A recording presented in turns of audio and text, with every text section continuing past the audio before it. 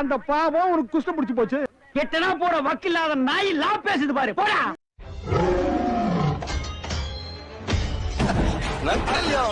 பல்டான்ஸ பொழந்துட்டாங்க போல இருக்கு. புது எல் கிளாசியும் எம்ஐ ஆர்சிபியா? சிஎஸ்கே எல்லாம் இனிமே கிடையாது. புது எல் கிளாசிய வந்து எம்ஐ ஆர்சிபி சொல்லி சுத்தி இருந்தாங்க சில பேரு. அவங்க எல்லாம் இயக்கத்தான் தேடுறேன். இல்ல இங்க சந்திரன் ஒரு மானஸ் இருந்தா அவன் எங்கேன்னு என்னப்பா சொந்த ஊர்ல எத்தனை அடிக்கிறாங்க? வெளியூர்ல போய் அடி வாங்கினா பரவாயில்ல. சொந்த ஊர்ல 195 ரன்னு எந்த நேரத்துல போதும்னு நினைச்சீங்க? எதுக்கு லாஸ்ட் 2 ஓவர் 3 ஓவர் ரன்னே வரல? என்ன ஆச்சு? பாவம் ஒருத்தர் மனுஷன் நின்று 120 110 ரன் அடிச்சு கொடுத்தாப்ல. அவரும் இல்லைன்னா உங்க நிலைமையை யோசிச்சு பாத்தீங்களா? நாம என்னப்பா செய்யறது? நம்ம ஒண்ணு நினைச்சா தெய்வம் ஒண்ணு நினைக்குது.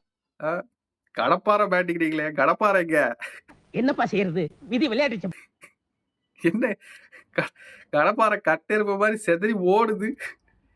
ஸோ சரி என்ன பண்றது? எங்க நிலைமை வந்து பார்த்து நல்லா சிரிக்கும் போது குழுன்னு இருந்துச்சா? சரிதா. இப்போ எப்படி இருக்கு? என்ன சொல்றது தெரியல. ஆனா பஞ்சாப் வெறித்தனமா விளாட்றாங்களே, அவ்வளவுதான். எனக்கு தெரிஞ்சு பஞ்சாப் ஆர்சிபி அடுத்த மேட்ச் பார்க்கலாம் நான் ரொம்ப ஆர்வமா காத்திருக்கேன். சரியான ஃபார்ம்ல இருக்காங்க 2 பேரும். ஸ்ரேயஸ் ஐயர் என்ன ஃபார்ம்ல இருந்தா கேட்ச் அது. மொத்த வான்கடே ஸ்டேடியமும் வா ஊனு 6ன்னு ஹர்திக் பாண்டியா அடிச்ச ஷாட் கத்திக்கிட்டு இருக்கு. புடிச்சிட்டு இப்ப கத்துக்கினானுங்கன்னா ஃபுல்லா பர்ஃபார்மன்ஸ். என்ன பறந்து பிடிக்கிறீங்க?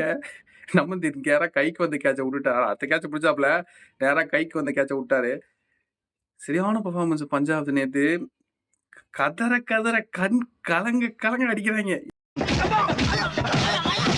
என்னடா இத்தனை அடிக்கிறீங்க மாதிரி 195 17 ஓவர்ல சேஸ் பண்ணிருக்காங்க. இனி 21 பால் லெஃப்ட் எனக்கு தெரிஞ்சு. ஆமா 21 பால் தான் நினைக்கிறேன். என்னடா இப்படி ஜெயிச்ச 7 விக்கெட் வித்தியாசத்துல 125 அடிப்பீங்க? ஐயோ இந்த ஐபிஎல் எங்கேயோ போய்கிட்டு இருக்கே. பஞ்சாப்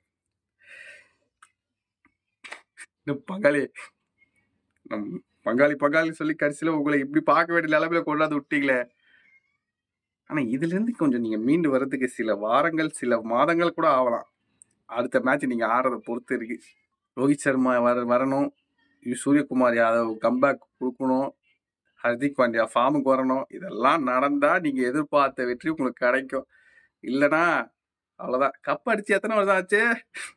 எங்களை கலாச்சிங்கள இந்த வருஷம் அமோகம் உங்களுக்கு.